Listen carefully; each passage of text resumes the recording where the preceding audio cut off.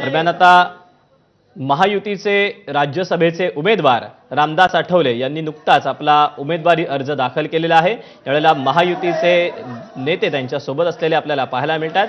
अर्ज दाखल केल्यानंतर आता हे विधान भवनाच्या पायऱ्यांवर आपल्याला पाहायला मिळतात रामदास आठवले। रामदास आठवले यांनी राज्यसभेसाठी अर्ज दाखल केलेला आहे। रामदास आठवले सातत्याने महायुतीकडून राज्यसभेतून निवडून जात आहेत, तर दुसरीकडे महाविकास आघाडीकडून हा अर्ज दाखल केल्यानंतर आता महाविकास आघाडीकडून शरद पवारांनी देखील अर्ज दाखल केलेला आहे। भाजपकडून रामदास आठवले यांनी अर्ज भरलाय, तर आता भाजपकडून विनोद तावडे यांनी देखील आपला उमेदवारी अर्ज भरलेला आहे।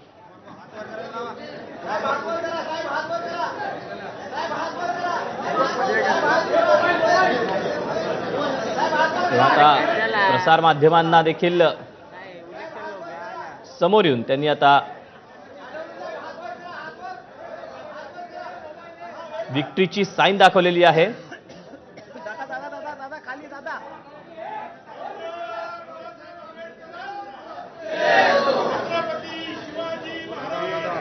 सगळ्याबद्दलचे आपण अपडेट जाणून घेऊया। तर सूरज सावंत आपल्या सोबत आहे। सूरज, एक एक उमेदवाराकडून अर्ज भरला जातोय, तिकडे मवियाकडून देखील शरद पवारांचा अर्ज दाखल झालाय।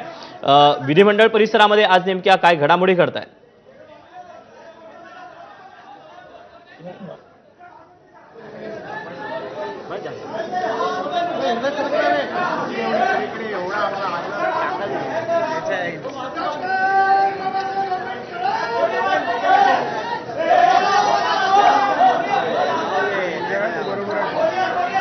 आज भाजपकडून विनोद तावडे यांनी अर्ज भरलेला आहे राज्यसभेसाठी।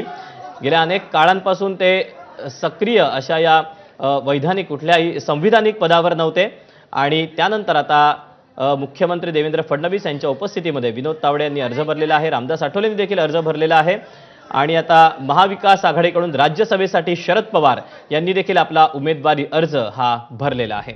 सुप्रिया सुळेंसोबतच संजय राऊत, जयंत पाटील, भास्कर जाधव, रोहित पवार, हर्षवर्धन सकपाळ, सतेज पाटील, विजय वडेट्टीवार यांची यावेळी उपस्थिती पाहायला मिळाली। तर आदित्य ठाकरे महाविकास आघाडीकडून शरद पवार यांचा अर्ज दाखल करण्यास गैरहजर राहिल्यानं याची चर्चा होत असल्याचं पाहायला मिळत आहे। तेव्हा शिवसेनेकडून ठाकरेंच्या शिवसेनेकडून शरद पवारांचा अर्ज भरण्यासाठी संजय राऊत हे उपस्थित होते।